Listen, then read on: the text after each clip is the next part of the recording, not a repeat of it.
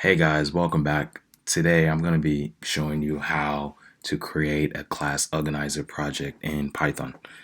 We're going to be using everything we learned in our previous videos. So if you are kind of confused some way, some part throughout this video, just refer to our previous videos and you should get it cleared up.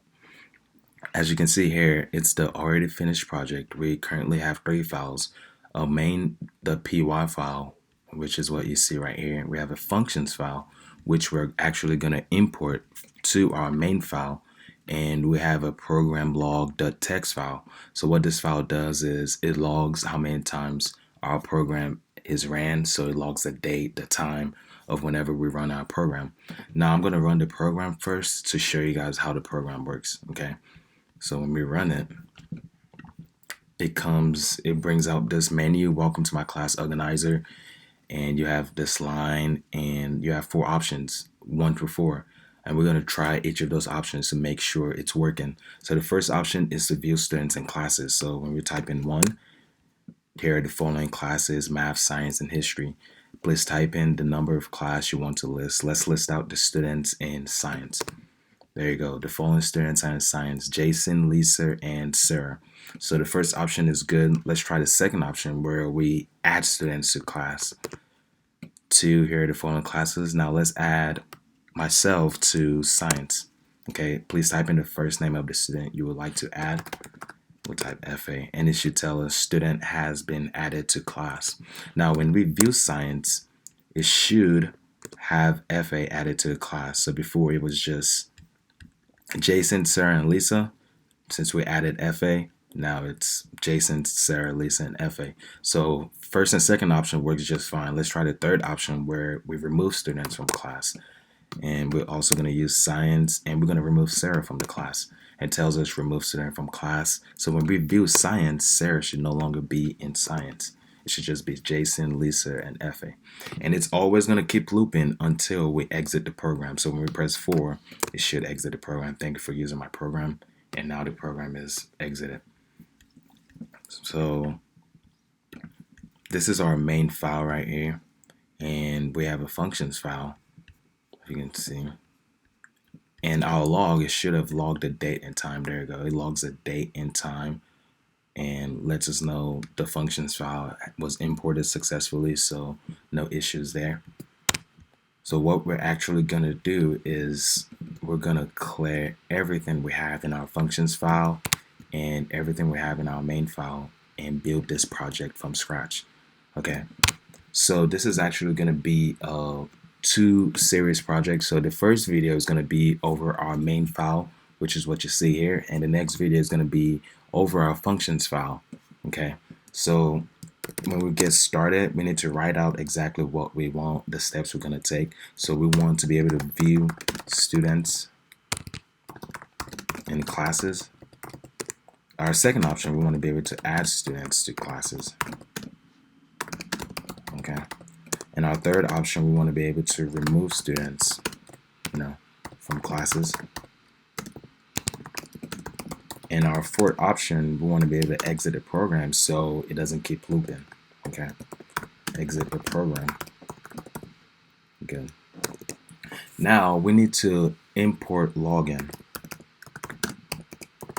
And import login is actually, when we call import login, it actually goes to this package right here that comes with Python.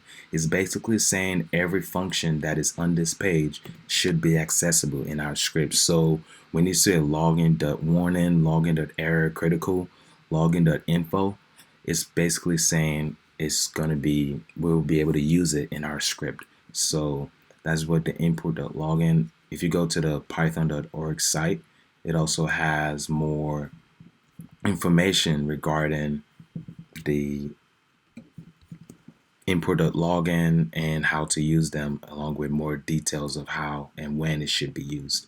Okay, so import.login right now it's not valid until we actually call a function with the login. So the first thing we need to do, we need to import our functions from our functions file. I believe we have 3 functions, which is to view students function, add students, and remove students. So to call that, we're going to call from our functions file, which whatever you save your functions file, so class functions and then .main. Okay, so that's this file, we're calling it right here, and we're going to import our functions. So the first function is to view students. The second one is to add students. And the third one is to remove students. Okay, so those are our three functions we're actually going to create in our functions file. And right now it's actually not valid because we haven't created or used it yet. Now we need to display the date and time of the event, of how many times we ran our program. So what you saw here is what we need to display. So to do that, we're gonna call our login.basic configuration, and this would display the name of the file as well as the message and date and time. So the first thing we need to do is the file's name, and whatever you save your name of the file here, .text, make sure it's a .text file, not a .py file, and we're going to save it as whatever name we named it, myprogramlog.text, and the level would be debugging. So the level would be login.debug. And make it in caps. Okay. And the next thing we need to do is the date and the time. Okay. So the format would be a percent along with the hash time is to give us the date and time of the string format. So ASC time S minus or percent level name S minus the message. Okay. Good. So this should give us the name and the time of each time our program is ran. Okay.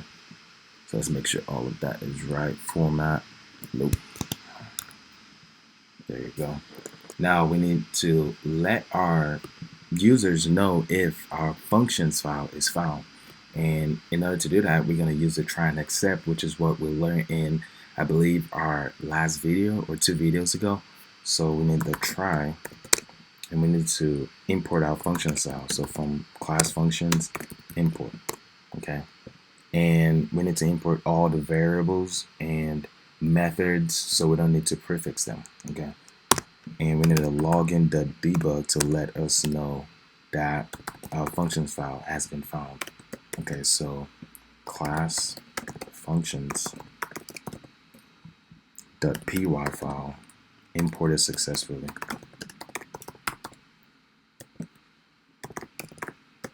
Okay, so that lets us know our functions file has been found, and it'll proceed with our program. Except if our functions file isn't found, then we need to log into critical, which means something is missing that will affect our program from running. So log into critical class functions, the py file is missing. Okay, so program will now exit. Okay. Let's copy this statement right here, and we want to print it out to the user. To let them know why the program isn't running. Okay. So class.py file is missing. Program will now exit, and to exit, you just use the exit function. So exit. Okay. So that will exit the program. You can also use system.exit, but whenever you use that system.exit, you have to import system. Okay. And you'll be able to use system.exit, but we don't really need that. The less code, the better, right? There you go. Now, if our functions file is found, then we need to be able to loop through the program each time until something is done, until something returns or breaks out of the loop. So we need a while loop, a while true loop actually. So a while true means loop forever. So remember, every time we ran our program, it's just going to keep looping and printing out that menu of welcome to my class organizer, the menu from 1 to 4. So it's going to keep looping on all the way until a condition is met, until the condition or something with the loop returns or breaks. Okay, so while true, if our functions file is found, then it needs to go on and print this message. Welcome to my class organizer. And we need to print that line. You can use whatever line you want. And then just times it by 50. So it'll give us 50 of this line to break from that. And then we need to print our first message, which is view students in classes. Our next message needs to be add students to classes.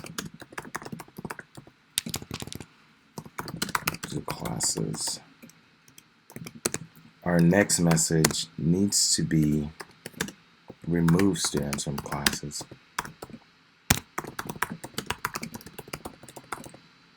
And our fourth message is to exit the program. So whenever we want to exit the program to stop it from looping, we need to pick this option. So exit the program.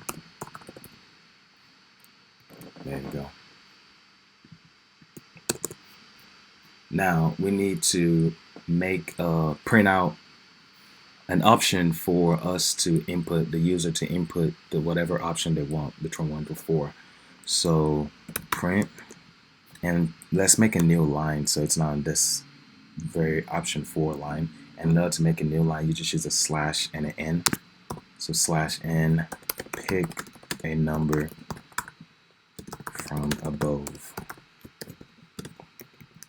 And we'll create a variable called choice, and we'll input the user to enter whatever choice they decide. So between 1 to 4, they'll pick a number between 1 to 4, and that'll be where it'll be inputted.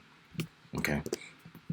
Now we need our conditional statements for whatever choices they pick. So if choice is equal to 1, then we need to be able to view students. And pay attention to this as I type in the view students.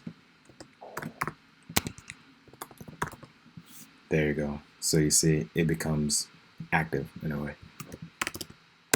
Else if, since we have more than one option, else if choice is equal to 2, then we need to be able to add students. Okay. Else if choice is equal to 3, then we need to be able to remove students. And actually make sure these are in quotes. There you go. And we need our fourth option, which is to exit the program. So else if choice is equal to 4, then we need to print out a message saying, thank you for using my program, and then exit the program. So thank you for using my program, and we need to exit. So we just use the exit function. Now what if the user enters a number that isn't between 1 to 4? What if they enter 5 or a string? We need to print out a message that lets them know this is an invalid number, or this number isn't an option to make the program run. So we need an else statement. Else, print out a message and let them know that is not a valid number. Okay. Let me say, please try again. Please try again. Okay. So whenever the user enters a number that isn't between 1 to 4, it'll print out this message, that is not a valid number. Please try again, and it'll loop all the way through to the very beginning and print out this whole message again, as long as this functions file has been imported successfully. Okay. So that's how I made the .py file for this program. The next video, we're going to go into our functions file and creating those functions, and also creating a dictionary for our classes along with the values and students in the classes. So thank you for watching this video, and in the next video we're going to finish this project.